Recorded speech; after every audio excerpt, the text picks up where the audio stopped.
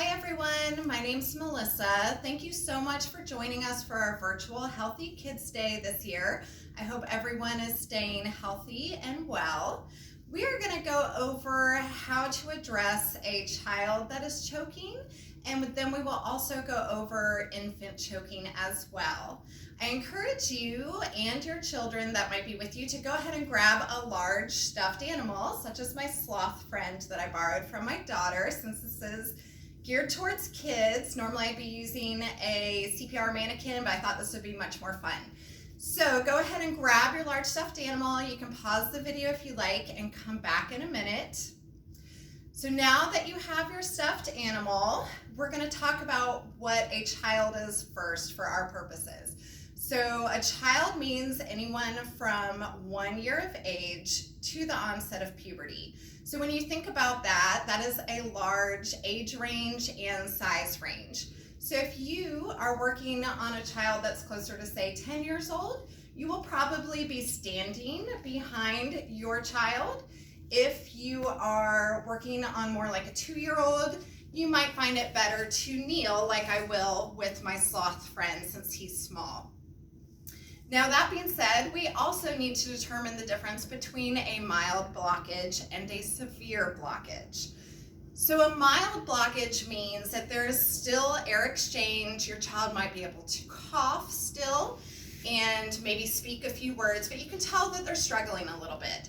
So the only thing you're going to do in that case is encourage them to keep coughing. So you become that child's cheerleader. Kinley is my daughter. Kinley, keep coughing, you can do this, get it out. You don't want to touch them at that point. You are just going to encourage them to keep coughing in the hopes that they will be able to clear it on their own. And hopefully that will be the case, but you are going to stand by in case it turns into a severe blockage. A severe blockage means that there is no air exchange, they can't cough, they can't breathe, and oftentimes they're grabbing their throat and their eyes are panicked. So those are all the signs of a severe blockage, and that is when you're going to take action. So we also need to talk about if this is your child or somebody else's child. If it is your child, then by all means you can take action right away. If it is somebody else's child that's left their child in your care, you can go ahead and take action because it is implied that they would consent to have their child treated by you. If it is not your child and the parent of that child is present with you, you do need to get their consent before touching and doing abdominal thrusts on their child. So be sure that they consent to that before you take action. But we're going to assume this is your child so that you can take action right away. So this child is experiencing a severe blockage, so I'm going to tell my child, I'm going to help you. And I'm going to move behind them. And again, I'm going to kneel because this is a small child, okay? You're going to put your arms around their waist, underneath their arms. You're going to find their belly button, okay? So I'm pretending like the sloth has a belly button. And I'm going to make a fist. I'm going to put my fist right above their belly button, okay? And I'm going to cup my other hand over that fist, and I'm going to do quick upward thrust into the abdomen. It looks like this. And you're doing each thrust with the intent of getting that object out. So it does have to have some force, okay? So quick upward thrust. And again, it's kind of hard to see on the sloth. So it's right above the belly button, right here, kind of in that empty space before the ribs start, okay? Quick upward thrust.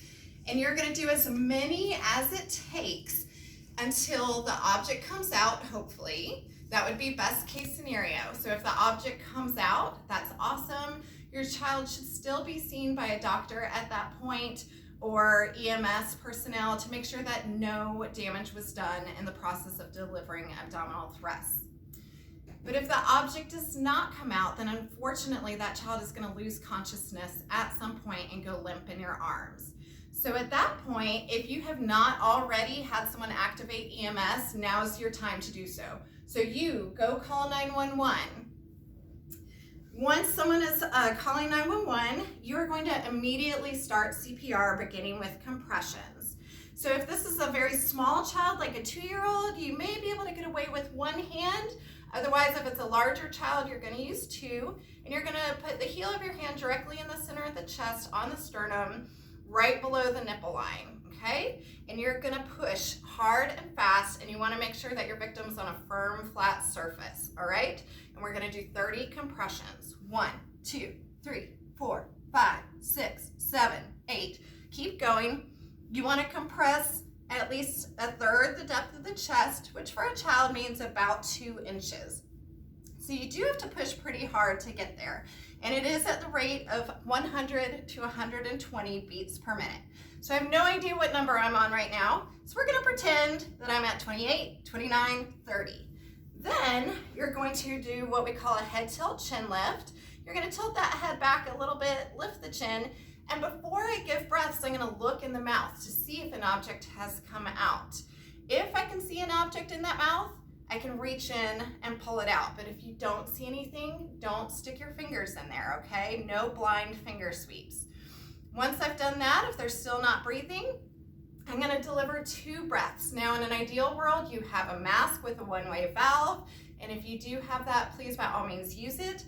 But if you make the decision to do mouth-to-mouth, especially if it's your own child and you make that decision to do so, make sure you pinch their nose so that air doesn't escape out the nose, and you're going to seal your mouth around theirs. So again, no air escapes around the mouth.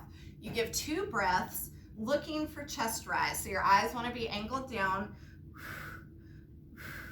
Your breaths should only be about 1 second in length.